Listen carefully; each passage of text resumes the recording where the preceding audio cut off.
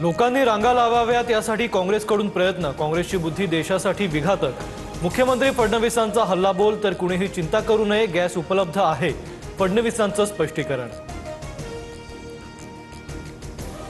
राज्य सरकारकडून गॅस वितरणासाठी नवी नियमावली जाहीर। शाळा, आश्रमशाळा आणि अंगणवाड्यांना 100% पुरवठा करण्याचे आदेश।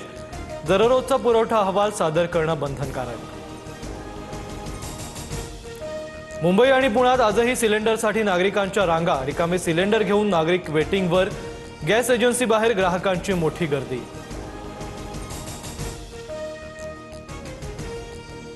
मुंबईच्या वरळीमध्ये गॅस सिलेंडरचा काळा बाजार उघड। शिधावाटप विभागाच्या धाडीत अवैध विक्री करणारा टोळीचा पर्दाफाश।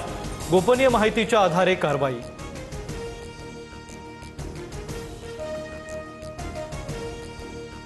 भंडारा, जालन्यासह अनेक ठिकाणी घरगुती गॅस सिलेंडरची साठेबाजी।